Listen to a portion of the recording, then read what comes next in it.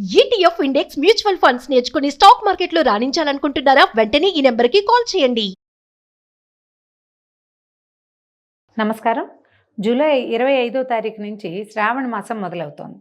అయితే మొదటి రోజు శుక్రవారం నాడు వచ్చింది. మొదటి తారీఖే, అంటే మొదట శుక్రవారమే మాసం మొదలైంది. తర్వాత నెల చివరన వచ్చేటువంటి అమావాస్య రోజు కూడా పర్వదినమే.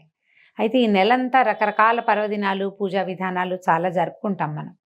ఈ పర్వదినాల్ని ఒక లైన్గా గుర్తుపెట్టేలాగా ఒక ప్రత్యేకంగా చెప్పాలని ఈ వీడియో చేయబోతున్నాం అనమాట. మొదటి రోజు మనకి 25వ తారీఖు శ్రావణ శుక్రవారం పాడ్యం నాడు వరలక్ష్మి వ్రతం 8వ తారీఖు, అంటే తర్వాత వచ్చే వారాల్లో చేసుకోలేని వాళ్ళు ఎవరైనా ఉంటే ఈ రోజును కూడా శుక్రవారం అంత విధానంగా చెప్పబడకపోయినా కూడా అవకాశం లేని వాళ్ళు చేసుకోవచ్చు. లేకపోతే సాధారణ లక్ష్మీ పూజ చేసుకోవచ్చు మొదటి శుక్రవారం.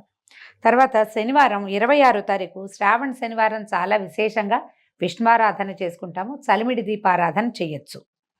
27వ తారీఖు ఆదివారం లేదు. 28 శుద్ధ చవితి సోమవారం నాడు మనం శివారాధన చేసుకోవచ్చు అండి. రుద్రాభిషేకం ఏదైనా చేయించుకోవచ్చు. ఇంట్లో పరమేశ్వరుడు ఉండే అవకాశం ఉంటే అభిషేకం చేసుకోవచ్చు. శివాలయ దర్శనం చేయొచ్చు. ఏ శివారాధనకి ఏ రకమైనదైనా కూడా మనం ఈ రోజున చేసుకోవచ్చు. తర్వాత శ్రావణ మంగళవారము 29వ తారీఖు వచ్చింది. ఆ రోజు శుద్ధ పంచమి కూడా. పంచమిని నాగపంచమిగా ప్రత్యేకంగా చెప్తారు. ఎవరెవరికి ఈ పంచమి చేసే విధానం అలవాటు ఉంటుందో వాళ్ళు ఈ రోజున సుబ్రహ్మణ్య ఆరాధన చేసుకోవచ్చు.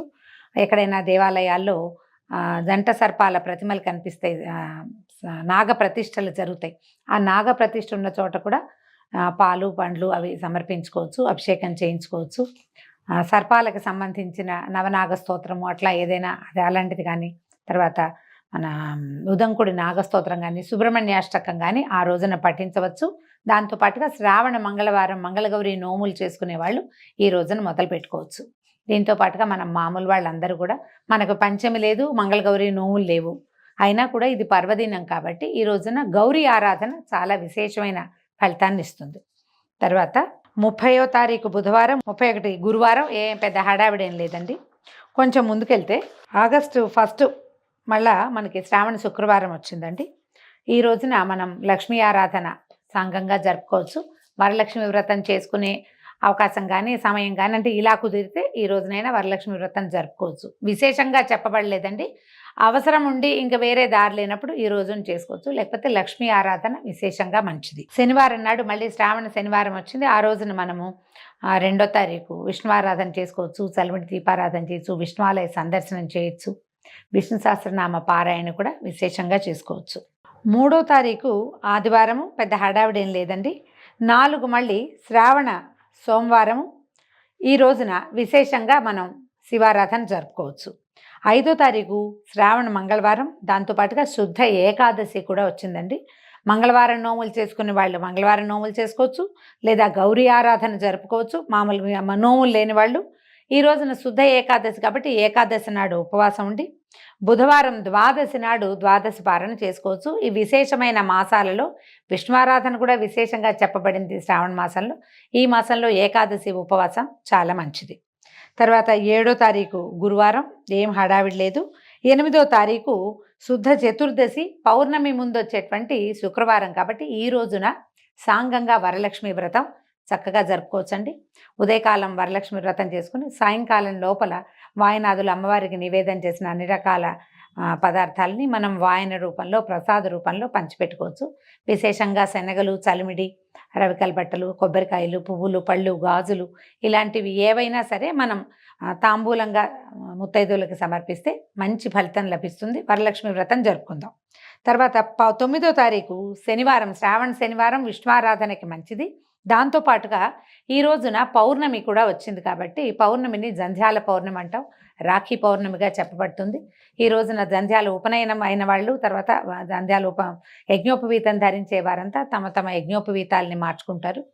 ఈ ఉత్తరాయణ పుణ్యకాలంలో ఈ సంవత్సరంలో ఉపనయనం అయిన వటువులందరికీ ఉపాకర్మ, శ్రావణ ఉపాకర్మ అని ప్రత్యేకంగా చెప్తారు.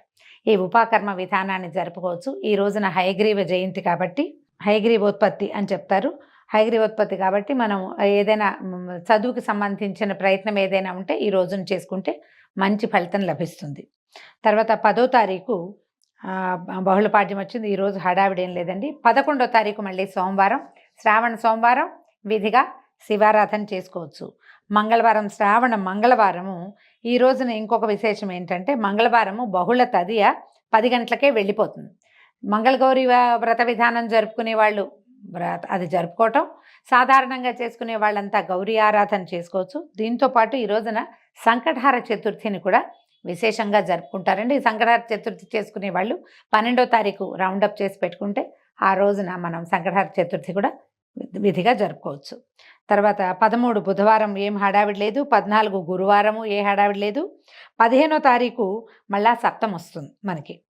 ఈ సప్తమి 15వ తారీఖు సప్తమి, తర్వాత ఆ రోజు శుక్రవారం కాబట్టి దీన్ని ఎన్నోదిగా చెప్పుకోవాలి మనం?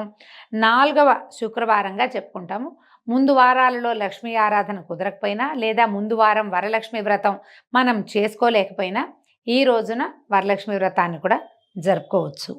తర్వాత 16వ తారీఖు అష్టమి నాడు మళ్ళీ శ్రావణ శనివారం విశేషమైన విష్ణువారాధన. తర్వాత ఏదైనా పానకం, చల్లమిడి, వడపప్పు లాంటివి విష్ణువుకి నివేదన చేసుకోవచ్చు.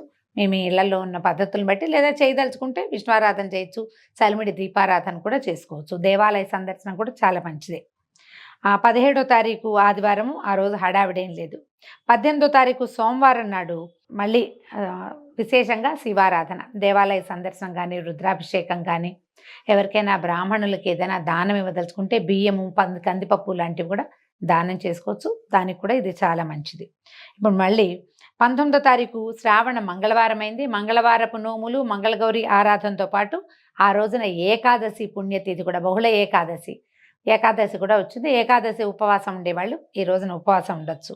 బుధవారం 20వ తారీఖు ద్వాదశి పారణ చేసి ఏకాదశి ఉపవాసాన్ని సమాప్తి చేసుకోవచ్చు. తర్వాత గురువారం 21, ఈ రోజున త్రయోదశి. తర్వాత శుక్రవారం 22వ తారీఖు మనకి మళ్ళీ ఆఖరి శుక్రవారం వస్తుంది. ఈ ఆఖరి శుక్రవారం రోజున మీరు విశేషంగా ఏ ఆరాధన అయినా జరుపుకోవచ్చు. అయితే ముందు మనం ఇంకొకటి చెప్పుకోవటం వదిలేసింది ఏంటంటే శ్రావణ బహుళాష్టమి. 16వ తారీఖు మనం కృష్ణాష్టమి జరుపుకుంటాము. విష్ణు పూజ ఏ రకమైనదైనా చేసుకోవచ్చు. చివరికి వచ్చేసాము ఇంకా శుక్రవారం నాడు 22వ తారీఖు ఆఖరి లక్ష్మీ పూజను కూడా జరుపుకుంటాం. 23వ తారీఖు ఆగస్టు 23 శ్రావణ బహుళ అమావాస్య. దీన్ని పోలాల అమావాస్యగా చెప్తారు.